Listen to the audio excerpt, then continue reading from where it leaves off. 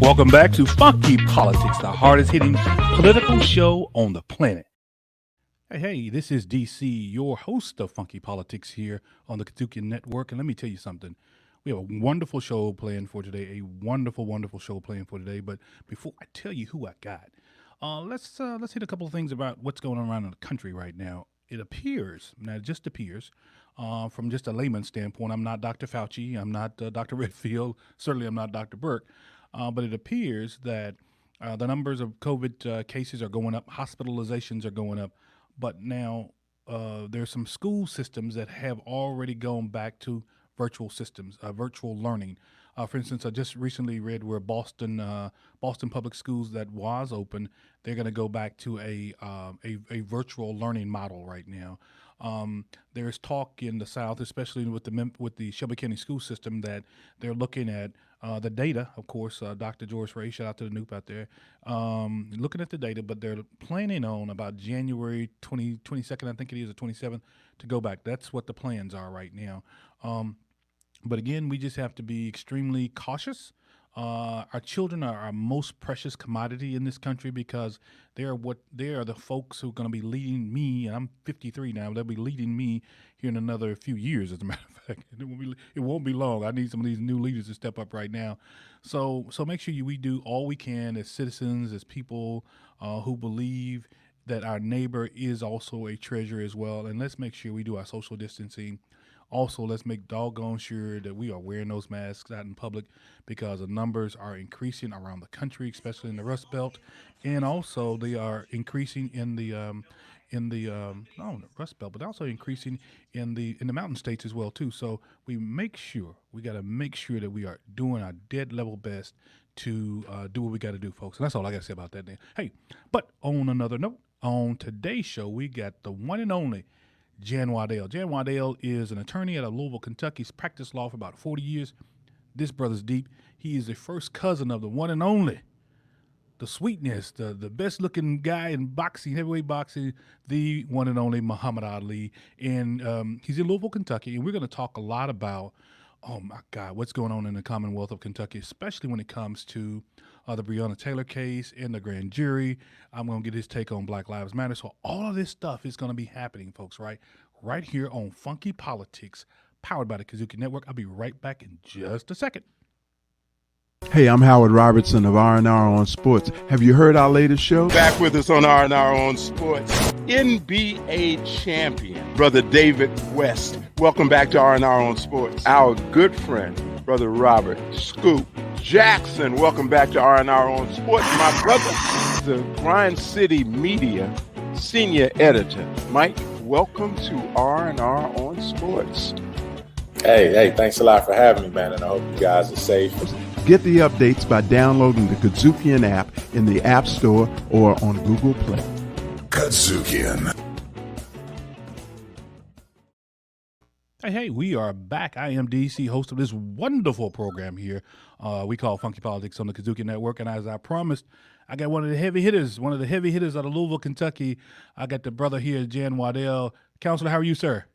Good afternoon. I'm fine. How you doing? Man, we're doing wonderful, I want to jump into this thing, man.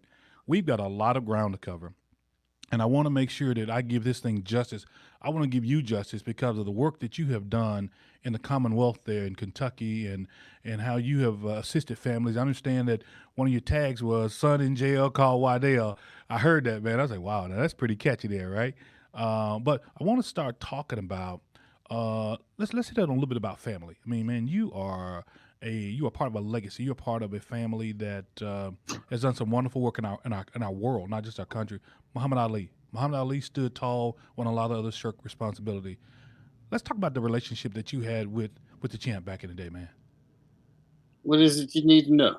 Hey, let's talk about it all. Hey, how was it growing up, man, around a guy like this? Because you said you were only about 8 years younger than him, right? Yeah, right. Yes, but growing up behind Ali was a task in itself because everybody wanted to fight you. Wow. They figured that since you're a cousin to somebody who was a boxer, and when you were young, it was always a fight. They want to fight. You know, why would they want to fight somebody who's a cousin of the heavyweight champion of the entire world? That's the last person. I'm not going to pick a fight with you. Before he became champion, say when he's 18 right. years old, I'm 12 years old, I'm in junior high school or 7th grade, everybody wants to fight you because, oh, you think you tough because you're the champ's cousin. So let's see what you can do. Whoa. Now, were you an athlete back in the day? Were you a fighter? Were you a track star, football player, basketball? Did you do anything? Golf? Well, I like to say my track record still stands at Shawnee High School. Oh, Sean, man, I have heard of Shawnee High School. Yeah. Your track record still stands. Is that right? What'd you run? It's like 880 relay. Ooh, man, but see, that's the joke. That's a joke. Because they stopped running the race 2 years after I broke the record. Whoa, get out of here! That's man. 800 relay. Whoa, 800 meter relay. So the record will never be broken because they don't run the race anymore. And after, well, that's how they do some of us sometimes. Hey man, you set the tone. You set the marker. Well, we're not on that anymore. We're doing something completely different. So man, Louisville, Kentucky. I mean, you guys got the Ali Center there in Louisville. But you all, no matter that justice center that sits there and the Bourbonomics and all of this, Louisville still has had a pretty storied past in terms of racial injustice and racial issues, correct? Oh, yes, absolutely. You know, I mean, the Muhammad Ali Center wasn't always there. You know, in fact, the city of Louisville did not always favor Muhammad Ali. They wanted to put him in prison, if you remember. Well, no, you won't remember it because you're too young to remember it. But when I was a child, when I was in 1967, they gave him, 5 years to serve in the penitentiary. Wow, yeah, I remember that. For not signing up for the draft, for refusing to be inducted. Wow. And so the families. I mean, you got a grandson, Sean Waddell, man. That young brother's at Howard University now. He's doing his own thing up there. He's an activist in his own right. I mean, when people talk about Ali and when they look at Ali, look at photos, and look at Sean, they say maybe this is the next activist here. And I want to make sure that Sean gets his own due because he's not Muhammad Ali. He's not a boxer, but now he's doing some good work in the community, not only here, not only Commonwealth, but also he's doing some work in D.C. Well, the kid's a brainiac. I mean, he's intelligent, he's handsome, he's pretty. I mean, he really is. I mean, he's got everything going for him, and he's got his head on straight. I mean, I can't say anything bad about this kid, and I'm very critical. Are you pushing him to a law school? He's just a good kid. Are you pushing him to a law school? You think you want him? Absolutely. Wow. I mean, we have. This is one of the things that I look at in the criminal justice system. Everybody wants equal rights. Sure. And people get out and march every now and then, but nobody wants to do the work. Mm. The work is taking up for people's constitutional rights inside the courtroom, taking the system to trial when it needs to go to trial. Doing the hard work in front of the judges, making sure that the demands of equal rights are met on a daily basis inside the courtroom, inside the courthouse. Without that, we can talk and march and preach all we want to, but without anybody willing to do the work, we don't get any advances in anything. You have to understand that without sacrifice, there is no progress. Yeah. When you come to Louisville, Kentucky, you don't see very many black lawyers who practice criminal law. Wow. And there's maybe 3 or 4 who will actually try a case in Louisville, Kentucky. And of course, though, it's not very many white lawyers that will either. Most of them just take the best deal they can talk the prosecutor into and get it over with, and then walk away. And be damn the client sometimes, right? Sometimes that's true. Yeah. But to be honest about it, most of the time when somebody is arrested, they're guilty. But it's those. Whoa, really? Oh yeah. Come on now. I mean, now hold on. Now that's saying a lot. You're a criminal defense attorney. I'm a criminal defense attorney, right? Yeah, that's saying a lot. You saying most most persons who are arrested now, and I want to stay there. I want to challenge you on that, Okay. Go ahead. Counselor, because what I want to challenge you on this fact is we are now in an age where technology has just opened up so much. I think you'll agree with that, right? Yeah. These things that we carry in our hands, these little mini computers, which are cell phones, Yeah. they are now recording in live time some of the injustices. Now, whether I catch that when it first started or I got it in the middle, I still recorded something. But now, you've been an attorney for 40 years. You've had clients in the past that said to you, hey, Doc, man, I didn't do it. I just didn't do it. And there was no proof, but other than what the arresting officer said, or maybe you had a witness or two, right? What do you think about this technology piece? So, and you will still support the fact that if you're arrested, most of them are guilty. I will say that, and I will stand on that, yes. But let me take you a bit further. Okay. Because recently I had 4 clients who were arrested for robbery. We referred to them here in Louisville as the misidentified 4. I saw that article, yes. Yeah. And I was able to prove that they were not guilty with the use of scientific evidence that is cell phone related. Mm-hmm. Now, you can rely on videos all you want to, but the thing of it is, your cell phone is what I referred to when we were negotiating the $1.5 million settlement for these kids as the new DNA. Yes. The cell phone towers throughout the United States can actually pinpoint where a person is when they're using the telephone. I've had 2 cases like this in the last few years where I was able to keep the person from even being indicted because I fought before we got to the grand jury. I fought the case through the district court system and was able to obtain the cell phone records and the location of my defendants in relation to a cell phone tower that established that they were nowhere near the crime when the crime occurred. One in the misidentified 4 case, we beat the count by 30 seconds. Whoa. In the second case of Michael Dennis Andrews, the brother y'all never heard about, he was arrested, did 62 days in jail until the cell phone evidence showed that he was 1.9 miles away from the scene of the crime when the crime occurred. We're still suing the city on that one because when we negotiated the settlement for the misidentified 4, we received assurances from the chief of police at that time, the one that was just fired, that when there was an issue of a suggestive identification had been used, that they would examine cell phone records. And in the case of Michael Dennis Andrews, they did not do that. In fact, when I presented them with the cell phone evidence at first, they refused to even look at it. And that's why he spent 62 days in jail. But the fact of the matter is your cell phone has so much data and metadata in it. Metadata meaning, you can tell where a person is. Sure. You can see how long they're talking. And more than that, we wonder how police are able to find people that commit a crime. There was a crime committed, an abduction. A black guy had abducted a white girl in I'm thinking it was Newport News, Virginia. Mm-hmm. I might not be right, but the cop came on TV, and he was so angry, and he should have been, because somebody had been killed for no reason. Mm-hmm.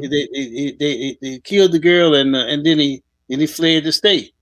And the cop came on there, and he was so adamant about it. He said, "We know who did this, and we're going to catch him." And they tracked him all the way to Texas with the use of cell phone evidence where they arrested him. But the thing of it is this. The reason they knew who had done the crime was because the cell tower evidence put him right next to the woman's cell phone. Her cell phone, his cell phone were working off the same tower, within 15 feet apart, and no one else was in the area. Well, so and I want to stop you right there. So what that says to me is that the cell phones or these things, these mini computers we carry around, that not only take photos but also get live video as well. They can be a help, but they can also, because of some of the footage that we are catching, we got a lot of these Karens around the country who have been made famous now, right? Whereby folks are actually recording some of these real odd, encounters with women, with I would just say with some of these women who have made it their point to say, accuse me or someone else or a group of people of doing some things, and the cell phone footage clearly says that's not true. You're talking about white women. Well, I didn't want to, but this is funky politics. Well, white women, yes, sir. Yeah, white women. Yeah, I will go there.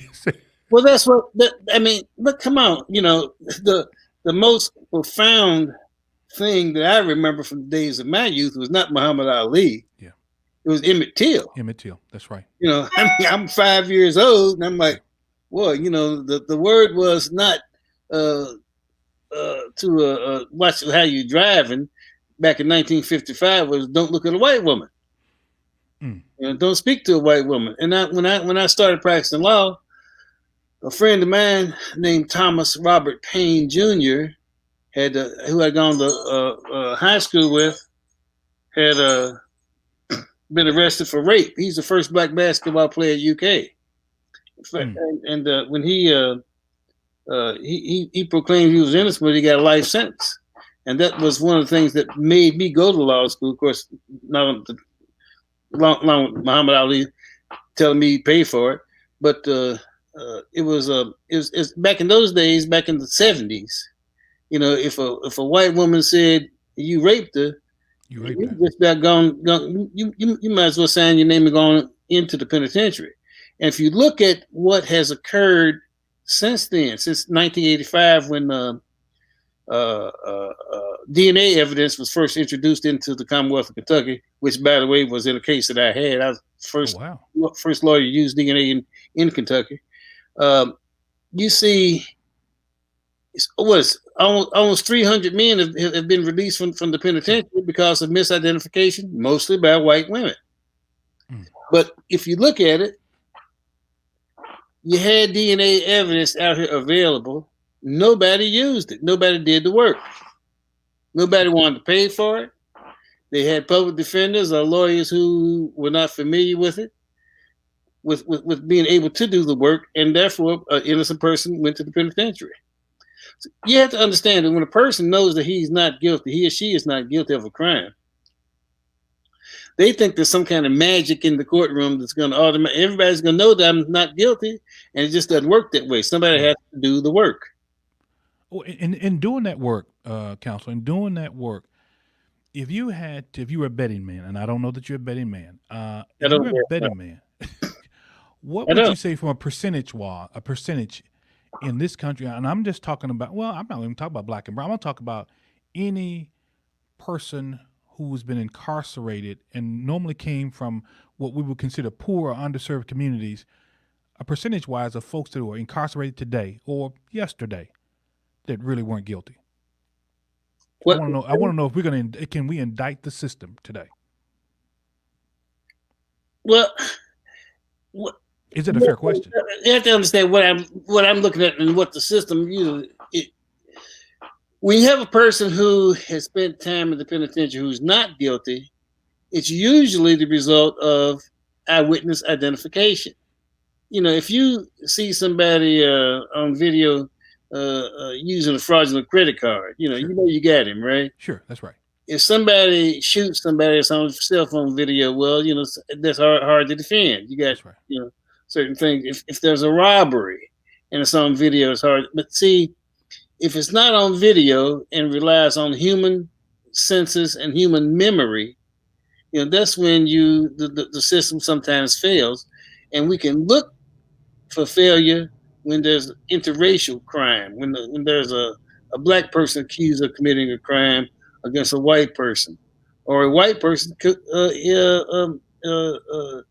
accused of committing a crime against a black person. Sure. It's not just that white people can misidentify a person. If you, as I explained to the jury years ago in the Paul Thomas trial, if somebody's an Eskimo, I don't know what they look like. If somebody's from the Philippines, they all look similar to me. You know, if somebody's from the Orient, Asian people, Sure. it's hard for me to distinguish. So it's not just between white people and black people. It's all racist, is what you're saying. It's between It's all of us. Races. Yeah. So we have to be careful when we rely on an eyewitness identification to convict somebody of a crime, when you can look at the cell phone and say, "Oh, wait a minute, your cell phone shows that you were, 10 miles away from the scene of the crime, Sure. and we know that you were there because you were talking to these other people around the same time, and they can verify that you talked to them. In fact, we don't even need to verify it because we can see how long you talked to them on the telephone, what distance you were away from the cell tower when you had the conversation, and they do what police have the ability to obtain cell phone evidence within 10 minutes. I don't know if everybody knows that or not. Oh, let me make sure I stop you there. You just said they have the ability to obtain my cell phone information within 10 minutes? Yes, they sure do. Don't they have to go to court and get a subpoena? Don't they have to get a judge to sign a warrant or something? I mean, is it that simple? No, they don't. Educate us. Educate the Funky Politics audience to know. I need to know this. If the police call, say, Sprint or Verizon, yes, sir, and they have a number they can give them to confirm that they're law enforcement, they get the information right away. Because that's a good thing. Sure. Because if somebody's been kidnapped, yes, sir, or in dire circumstances and time is of the essence, you don't want to have to go get a warrant from a judge in the middle of the night. You want to get the cell phone evidence now if you're in hot pursuit, so that you can complete the task. And that's what is good about law enforcement being able to obtain cell phone evidence right away. In the instance of lawyers who know how to obtain the information I'm talking about, they usually take 24 hours, unless you call in the middle of the night and get somebody who is sympathetic to your cause, who can do it immediately. I've had people who worked at I believe it was Verizon in Kansas City, that have told me, call back in the middle of the night. We'll give it to you. Whoa, call back. Right around. Get out of here, man. Look, before we take a break, I've got to get this in because I think it's vitally important that we talk about this. And before we get into the nexus of the Breonna Taylor case, because I think our audience wants to know what in the hell is going on in the Commonwealth of Kentucky. I want to know what's going on. I see this brother who is we'll get to that. But this first point I want to make is Louisville. This case it's just not Breonna Taylor. There was a possibility. I know they looked at this with David McAtee, the gentleman who owned the barbecue restaurant. I think they called it the West Side or something like that in the West West Louisville. Not far from where I live. Oh, not far. So he was killed, and that's quieted down a little bit. Can you shed any light on that at all? And I'm not saying that you had anything to do with the case in terms of representing the family, but just being a Louisville resident and actually a member of the bar and a friend of the court. Well, the police want to rest their case on the fact, and it is a fact, that Yahya fired his weapon into the air. Now, why he did that, I have no idea. Sure.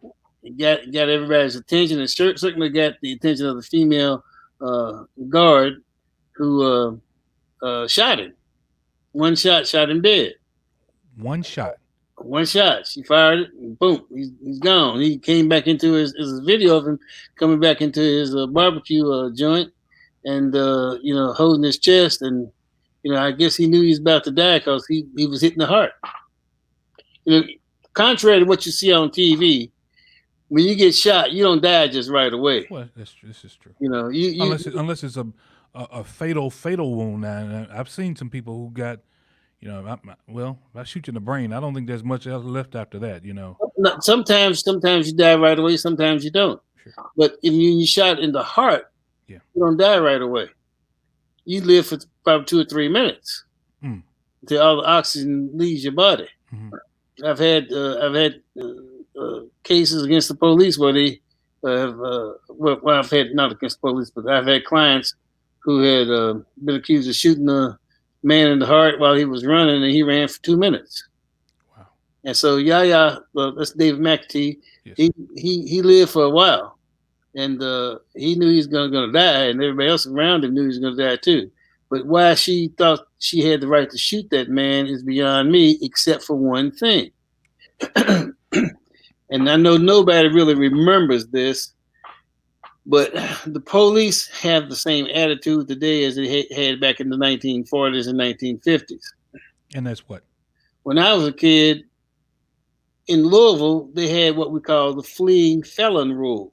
Have you ever heard of that? Sure. I think there's a case that was tried in the Supreme Court that came out of the sixth down here that represents us, and I think it originated out of Memphis, right? Wasn't that the case? And I'm not sure what, but there was a case that abolished it. Yes, but the premise of it was that if a cop thought you were running away after you committed a felony, he had the right to shoot you down. And so, every time a cop shot a black man in the back while he's running away unarmed, they said, "Well, I thought he committed a felony." And they were, so instead of getting tried for murder, they take the cop's word for it, regardless how ridiculous it was. Just like in this case of Breonna Taylor, they want to rely on the defense of self-protection, saying they had the right to fire back, except for one thing. When that 68 seconds had elapsed, their duty had changed. Their right to self-defense of being in imminent danger no longer existed. In fact, the search warrant was so defective and based on false information that they shouldn't have been there in the first place, much less banging down somebody's door in the middle of the night. And therefore, it's my opinion that they were not entitled to the use of self-protection in the first place because they were the initial aggressors. They entered unlawfully into somebody's apartment. If you enter into somebody's apartment and you're wrong and they shoot at you and you shoot them back, you can't say that you're using self-protection. You were wrong for being there in the first place. Yes, sir. Yes, sir. I'll tell you what, I want to hold that thought right there because, and as I said earlier, I want to get into this entire piece about the Breonna Taylor case and where it is, where you all are with the Attorney General of the Commonwealth and so forth. But I'll be right back right here on Funky Politics with more. My good friend here, Mr. Jan Waddell, out of Louisville, Kentucky. We'll be right back, folks. Welcome back to Sell or Fail. If you ain't selling, you failing. You know it, baby. Let's get this money. And today we have Justin Green, new author of Getting to the Green Sales. What attracted you to sales? Like Addy always says, I was the one teacher or something that changed your outlook on stuff. And this dude here, Fred Landis, I never forget his name. Man, changed my outlook on what I want to do in life and everything. It's air and opportunity. Go suck up the air while you're taking that opportunity. The worst thing you can do is try and count somebody else's pocket. Like, that was one of the biggest mistakes. Sales is the great equalizer. Let's get this money. KUDZUKIAN fans, this is your host, Samuel Nelson, with the Sell or Fail podcast. And we want you to download that app so you can't miss that next episode. KUDZUKIAN. Check out all your KUDZUKIAN favorites now. Download the KUDZUKIAN app, available on Android and iOS. Hey, I am DC, the host of the host here of Funky Politics on the KUDZUKIAN Network. And, of course, in the studio, we've got the one and only Jan Waddell out of Louisville, Kentucky. Man, I tell you, a wonderful attorney who has done a lot of work. He's practiced better than 40 years in the Commonwealth of Kentucky, right there in Louisville, Kentucky. And he has been really blessing us with information that I'm hoping that my audience is taking to heart.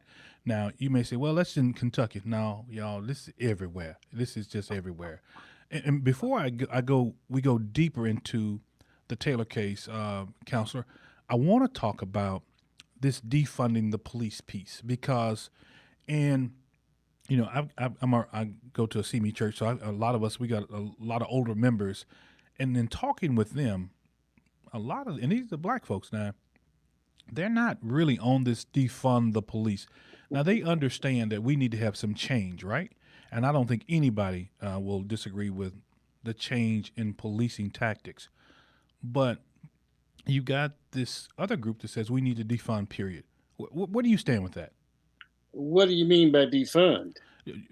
the word I had is let's strip budgets of about a third and put it into counseling, put it into psychologists, put it into nurses, put it into healthcare professionals or mental health professionals in our communities, which makes sense. But on every CIT call, every crisis intervention call that we send an officer out there, you don't know at what level this person is. Now, they're having a mental episode, but if they have a weapon, then you don't need a counselor to go there, do you? You need a police officer, right, counselor? Yeah. Oh, yeah. Absolutely. But let's take a look at this. Okay. You know, I believe we need more black police officers.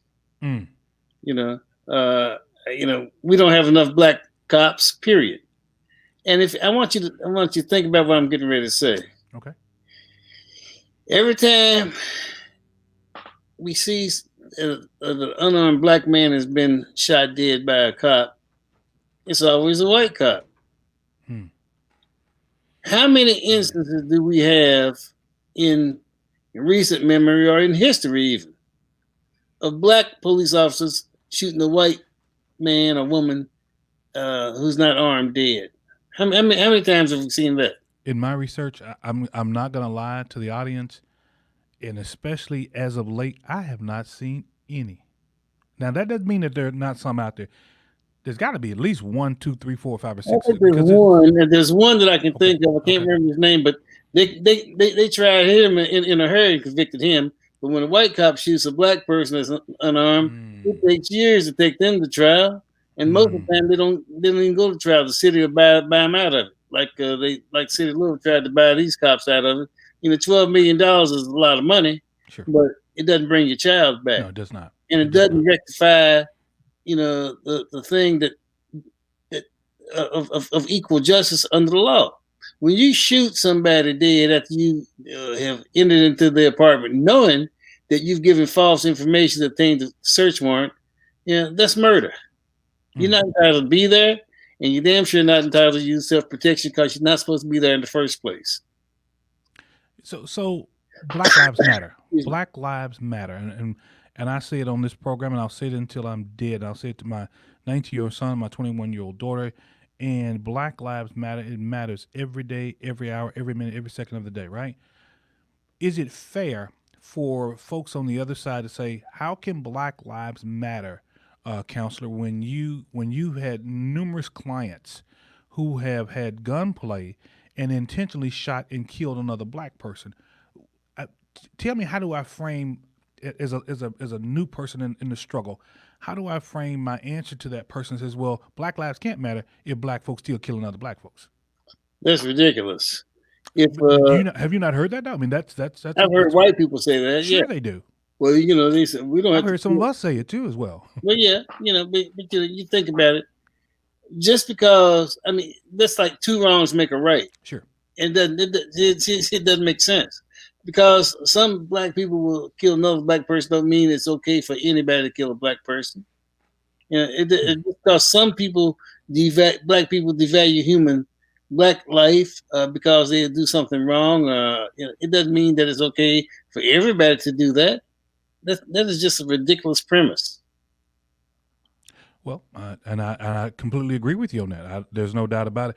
I just think that you have that argument from people, and sometimes it stumps those of us on this side who know who we consider to be strong in the struggle and saying it still matters to us. And it's still, and we know that we've got some policing to do in our own communities. There's no doubt, right, Counselor? There are some issues we've got to come to the family table and talk about in a major way. We have really got to deal with some, because the numbers are going up. They're going up in Memphis and Shelby County. Our murder rate has doubled from a year over. I mean, come on, 50%. It's going up 50%. So we can't continue living like this. So we have murder rate in Louisville was up 50%. But when you say murder rate, you automatically think black people, don't you? Well, and you're absolutely correct. Yes, but that's not absolutely true. In fact, it's not true at all. Just this week, last couple of days, there've been murders in predominantly white neighborhoods that have never seen murders before. My Sean's my grandson Sean's grandmother had a murder in her neighborhood 2 days ago. Wow. And those are white people involved. Guy killed his daddy and pointed a gun at his mother. SWAT team came out. Took And him into he's custody. still alive. They didn't kill him. They didn't shoot him. Because even when it amazes me that people know that cops will not shoot white people. We had a guy that who was proclaimed by the court to be incompetent to stand trial. Crazy.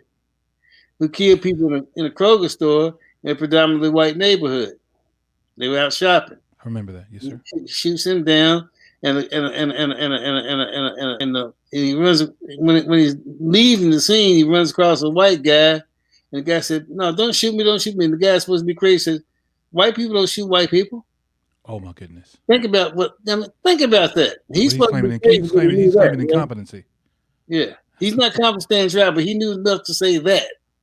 Wow. I'm not gonna shoot you. You white. Yeah. Wow.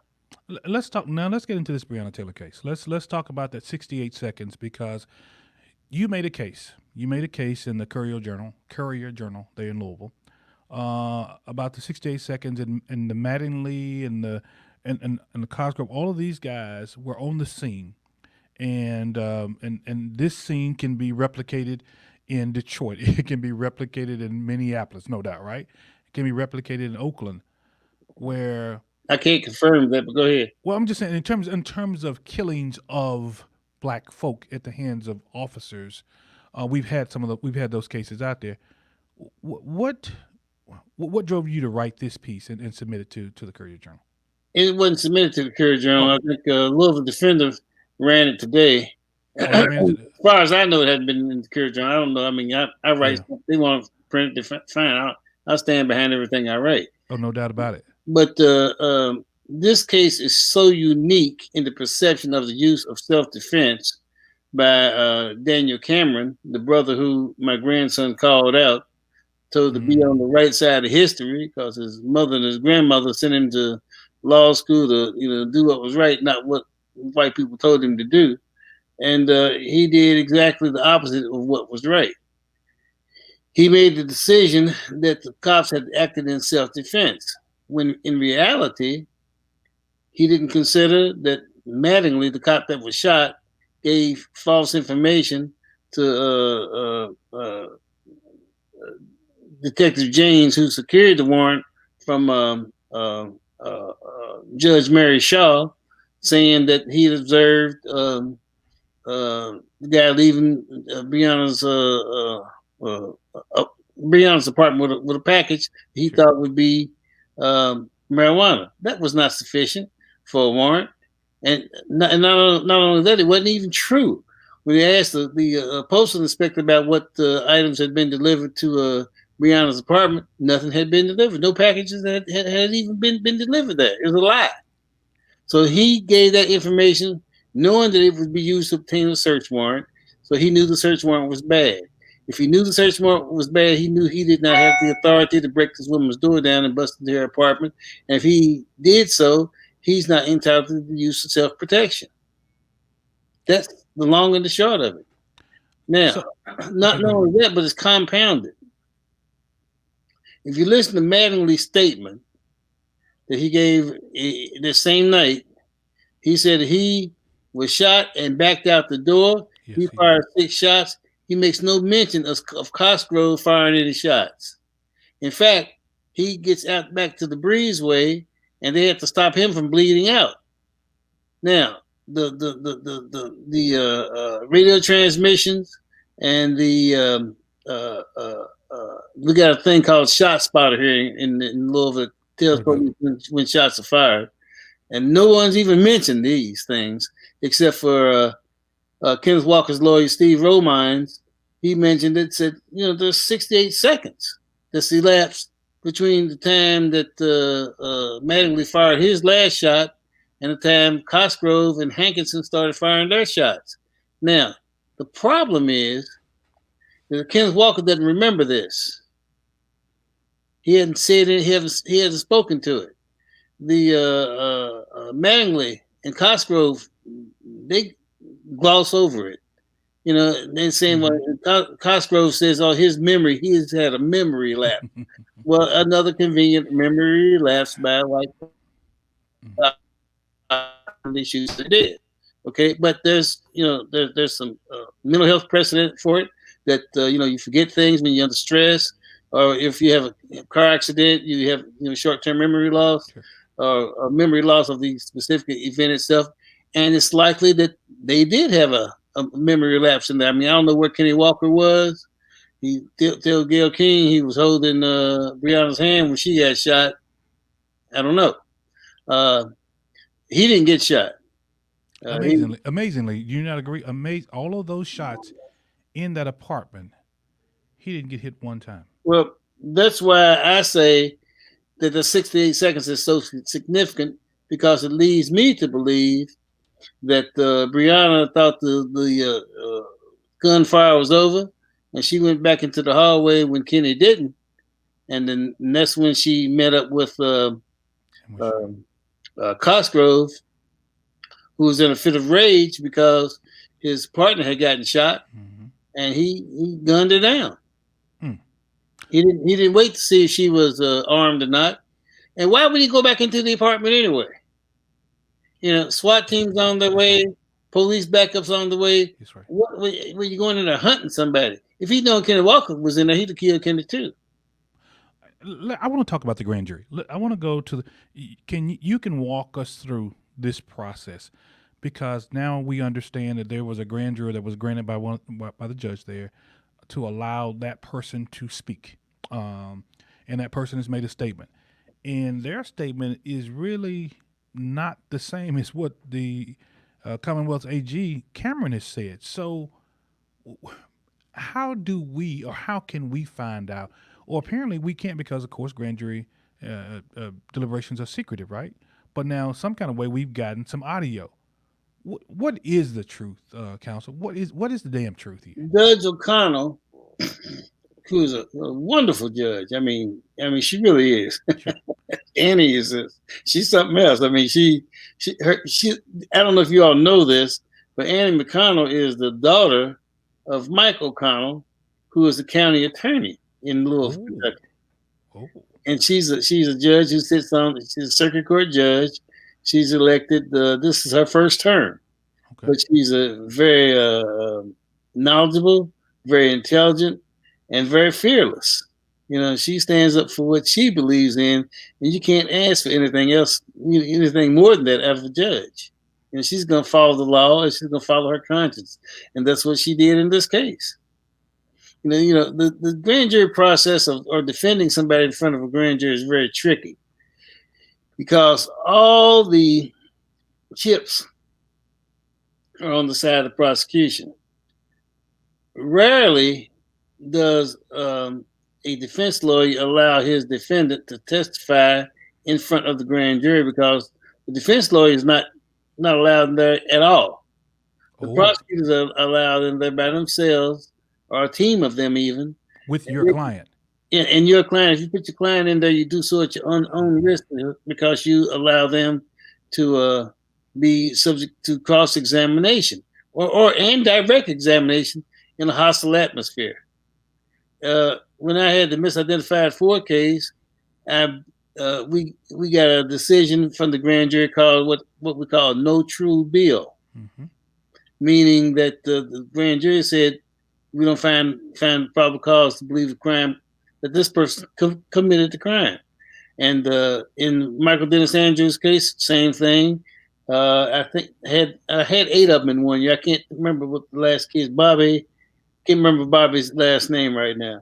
But anyway, if you do the work, if you do the work, get the cell phone evidence, witness statements before cases presented to the grand jury, sometimes you can avoid getting your client being indicted and then being subjected to a jury trial. And that's the way I like to do it, especially when you have scientific evidence like cell phone records or videos. Hey, let us come in there and testify. Let us present our evidence to the grand jury.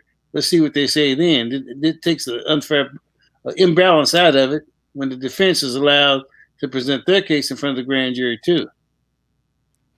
So we got the grand juror who's saying that what A.G. Cameron told the media and told the public is not 100% what we dealt with in that grand jury room, right? You could tell that when he was doing the TV interview after the. Was that him hard? Yeah, I mean, he kept on avoiding the question.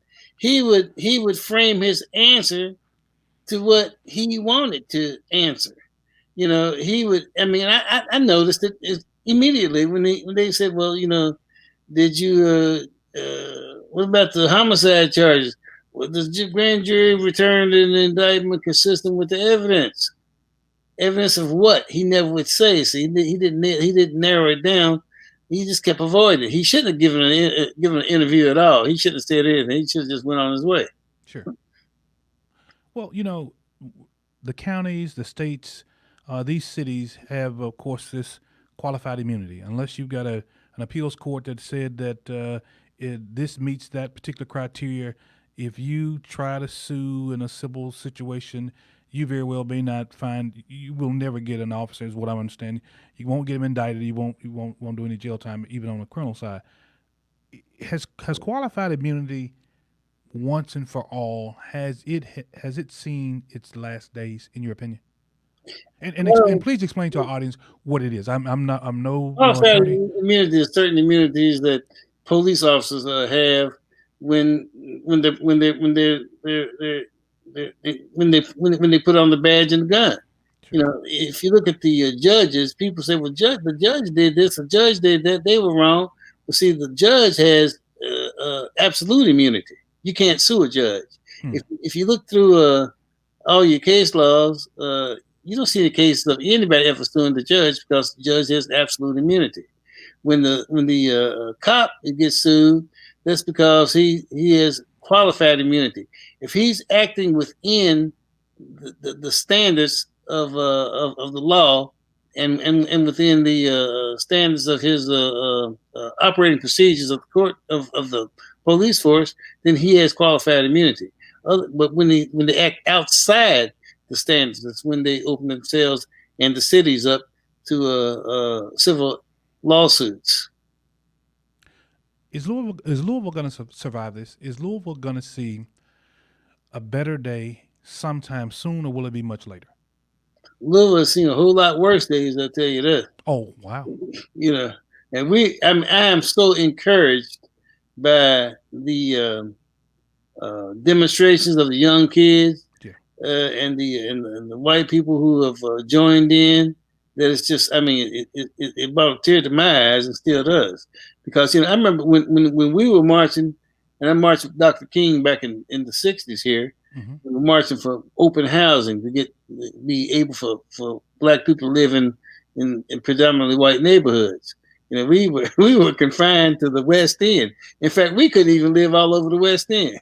So we had housing restrictions in the West End of Louisville that prohibited black people from buying like the house where I live now. Sure. Yeah. In the 50s, I couldn't have owned it. There was a restriction in the property, in the deed said you could not sell it to black people. And so we're on a lot better footing than we were back in the 50s when the fleeing felon rule was in effect. When you know, a man who had the black doctor who had a argument with his white girlfriend and got convicted of rape because she said, "Oh, he raped me," and then later on changed the story. Now, we believed you the first time. Let him stay in prison. You know, these things have happened, and I'm sure that they will happen again, but not at the same rate that they have been happening over history.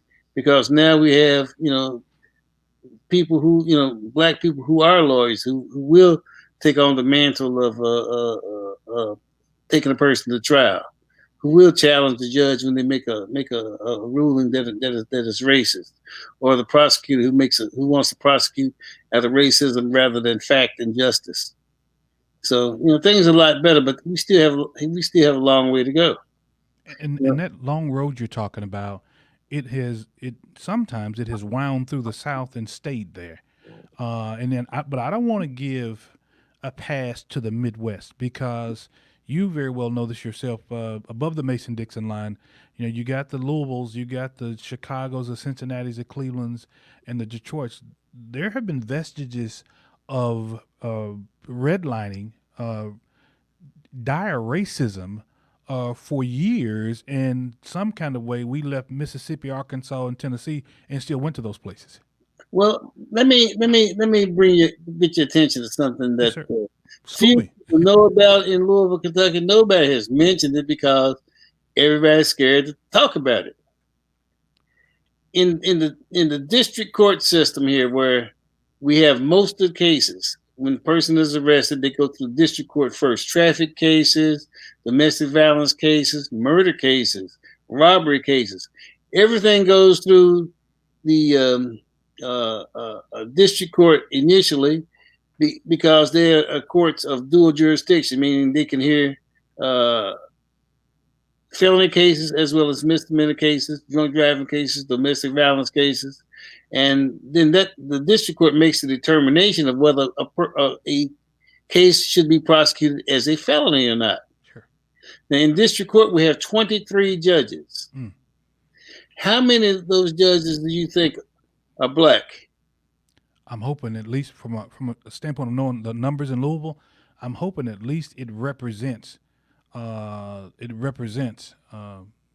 County. I mean, at least a third, I'm hoping. A third. Okay. Now here's the now you know that when you go to court, and I've described the courtroom before the COVID virus. Sure. When you go into the courtroom, and I made this comment to the prosecutors: it looks like an NFL team in here today. Whoa. Because half the people are going to be black. But more so than that, 90% of the half people are going to be black men. Now, if you got 23 judges in Jefferson County, Kentucky, and half of the people who are arrested for crimes are black, it's actually more than that. Sure. How many white judges do you think we got? See, I'll tell you. I know you don't know, so I'm going to tell you. What's your numbers? Out of 23 judges, we have 3 black women, no black men, 2 white men, and 18 white women. Now, when you get into the court, a black man gets into the courtroom, he's got a white public defender, white police officer, white prosecutor, white judge. He wonders what happened. What happened? Oh, what happened? Does that look like equal justice getting ready to happen, or what? No. But see, what we have is a judicial system here where black men cannot get elected. In fact, men can't get elected anymore. And because when you get women voting for women judges, that's all you're gonna get is women judges. Sure. Now, like I said, when I look through the history of black men being persecuted in our judicial system, there's usually a white woman involved. And when you look at Emmett Till, which is everything, see, for me, everything goes back to Emmett Till. Okay, everything flows back to Emmett Till for me. Okay, Counselor, I got to leave it on that. Man, we've been on this thing, and I'm going to leave it right where you just said. Everything floats back to Emmett Till. I mean, there's no doubt, from the injustices, and even before that, though, right? But we know from just a standpoint of us being alive. I wasn't alive when he was killed, but I'm gonna leave it at that. Look, Jan Waddell, man, thank you so much for sharing your knowledge, man, with our viewers and our listeners, because you opened all our eyes up today. You have given us a wealth of knowledge of what's going on in Louisville, and man, we need to keep striving. And these young folks out there, plus the allies, I think they're gonna make a better day, man. That young Sean gonna be one of them. You hear me? He's gonna be somebody, Doc. You hear me? Son in jail, call Waddell. His son in jail, call Waddell. On that note, hey, I'll be right back with more Funky Politics. Thank you, brother LawJan Waddell, for showing up with us today. All right, man. KUDZUKIAN. So we're talking about actual harm against actual people. Different episodes, you come up with a more surprising thing. You just taking baby steps, talking about escapism and like, yo, I'm mad, but I'm tired.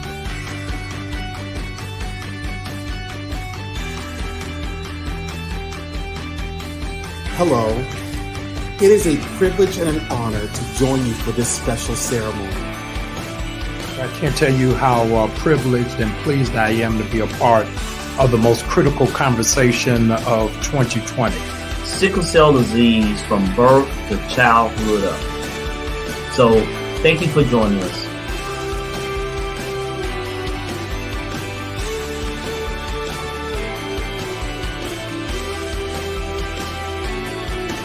KUDZUKIAN. Check out all your KUDZUKIAN favorites now. Download the KUDZUKIAN app, available on Android and iOS. Hey, I am DC, and we are back. Just a couple of closing thoughts. Let me tell you something. Jan Waddell, attorney, civil rights advocate, leader of, I want to make sure I remember this, first cousin of the one and only Muhammad Ali.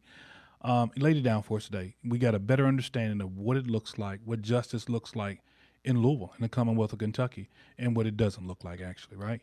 We're still praying for the Breonna Taylor family. We sending up timber for Breonna. We know things are going to get better in our country. That's what we're banking on. We have nothing else better than to hope and to pray that it's going to get better. COVID-19 is still around, folks. Keep those hands washed.